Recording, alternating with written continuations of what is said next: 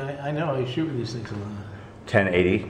I'm sure it's 1080, yeah. So, okay, so my first reaction, apart from admiring the character, driven simplicity, the emotional arc of it, which is what the movie really is. It's really about the young lad coming to see that his father is a man of incredible character, and all the movie, the young son regards him with a kind of a gentle mixture of contempt and pity, because as most kids regard their dad anyway. Often. But this kid in particular. But here you're dealing with generations in a immigrant community where the father theoretically doesn't understand the new culture. Right.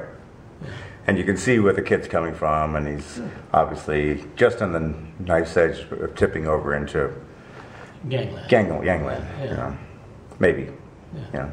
Anyway, so it's a really strong film because it you think that maybe it's about the law getting the truck back, because it's about a pickup truck. The engine that drives the plot is largely about a pickup truck that's been stolen.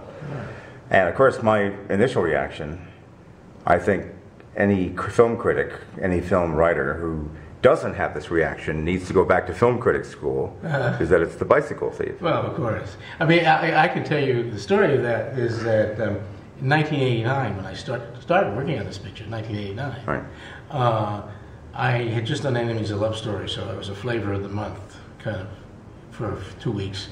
And Paul Witt, the producer, who stayed with the film forever, called me up and said, "Come on down, I want to tell you an idea I have." And the idea was one sentence. It was, a friend of mine's gardener's truck got stolen. The guy was an illegal alien. And I looked at him and said, "Sounds like The Bicycle Thief." And also, but I was a huge, and I remain a huge fan of Italian neorealism, not just The Bicycle Thief, but Umberto D and a lot of those movies. And I before I started writing, I went on a review course, and I went down to Rocket Video here and rented bunches of them, and looked at everything all over again, all the De Sica and Rossellini movies, and Cesare Sabatini, all those people I love. Isn't Rocket Video gone now? Yeah, not completely. There's a new. Oh, there is. A smaller. That whole thing is gone. Yeah. So anyway. So I just sort of steeped myself in it, and kind of in the early drafts that were taken out by the subsequent writer, I gave the gardener a dog named Flag in honor of the dog in Umberto D, if you remember that. And the dog figured in the plot a little bit more. Got lost in the revisions, but the intention of the thing has never changed since 1989, and the principal difference between it and The Bicycle Thief that we realized right away, and I think I brought to the thing, was if you remember The Bicycle Thief, the kid is young. Yeah, he's about 4 or 5 or something. Something in that area. Yeah. He's a kid, really a kid. Yeah. And so he can't really be in rebellion against his father yet. And the story that you just described is a father-son rebellion story that's classical, although emphasized by being in the immigrant community. And that was the big change for The Bicycle Thief at the initial, very first draft. The kid was always a teenager, always on the cusp of joining the gangs. I was also a big fan, and I'm a cineast type, so like you are, so I sort of borrow from stuff. And we call it a homage, but it's really a step. And I was a big fan of Buñuel's movie Los Olvidados, one of my favorite films of all time. And in Los Olvidados, there was a character named Jaibo who was the leader of the gangs, and I called the leader of the gang Jaibo. I really went for it. They dialed that down, and maybe they dialed it down well, because all this homage stuff is a little film student-y, if you know what I mean. And what you want with a great film, a real serious film, is just to forget movies. Yeah, of course. And be there. And I think they achieved that in the final version. I think, I think we achieved it early on too. It was always a modern neorealist movie set in East LA. The trailers, I should say, for the 2 versions I've seen. I think I've seen two versions. And was I corrected? I can't remember. There are a couple of different versions of the trailer out there. Anyway, the marketers are emphasizing the English language in the trailer Mm. because they obviously don't don't want want people to get the yeah. idea. But what I respected particularly about it is that it's when the characters speak Spanish, Mhm. as they frequently do. I would say a little more than half, actually.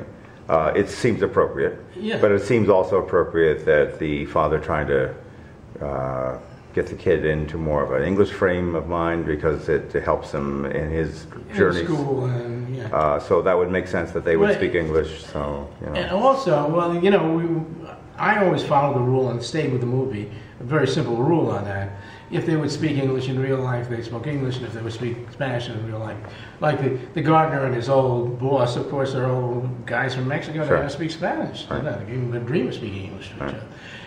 And the conceit was, and I think it's relatively true in East LA. I was living many years in Echo Park, so I'm not a stranger to the community. I speak Spanish. The kid like Luis, the kid doesn't really speak much Spanish.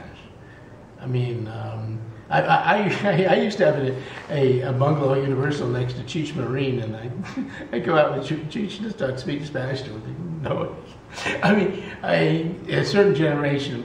You know, they don't learn it. you had a bungalow that was next to Universal? No, on Lankershim? A working on the lot. bungalow. This was a bungalow on the lot. Got it. This was years ago. Yeah. Around this was, you know, back, Yeah. you know, early '80s, and I was working on a movie called Bustin' Loose with Richard Pryor, and the next bungalow down was Cheech. So you know, and he didn't speak English. He barely spoke Spanish. I mean, in that. What year was Born in East LA? I don't know. I was thinking about that. The other day. It was a pretty good film. That was actually. pretty. It was Yeah. fun. Yeah. It was totally fun. Yeah. That was pretty good. I have a pretty good memory of that. I Oh, just me haven't too. seen it in a while. It's a much better movie than it was ever credited with me. Yeah. I think. In fact, it's the kind of thing I see the smile on your face. You'd like to see it again. Yeah, Yes. I wouldn't mind seeing Yeah. it. I mean, so if I'm channel surfing, I'd say, I'll stop here. Right. Right. Yeah. So the movie was. So we're looking at a film that one of those. Usually, if a film doesn't get made within 2-3 years, maybe 4 years, you know, people start to figure, well, it's just one of those things. Yeah. So why did it come alive again? Well, first of all, it stayed alive a long time. I wrote it originally for Columbia Pictures. I mean, as a development deal.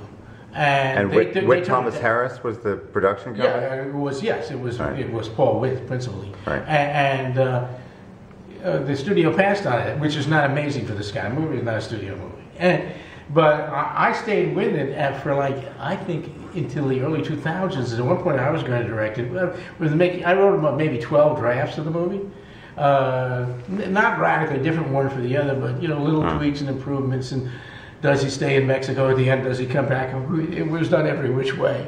And at one point, we almost got it made. Andy Garcia was going to play the guy, and we just didn't get the money. Andy committed to it for several years. He really liked it. This is like what, 93, 94? No, later. Oh. Late 90s to 2000 in there. Oh. And so, I mean, this thing, and finally, I was exhausted out of it at that point. And then Whit deserves the credit for keeping the game alive because he just loved it. And he brought in Eric Easton, who did his draft, and Eric's draft was good, I think. I mean, he changed me in certain ways, in other ways not. But the arc of the story is completely the same, always was. I'm going to do a part 2, so let's just stop for 1 second, and then I'll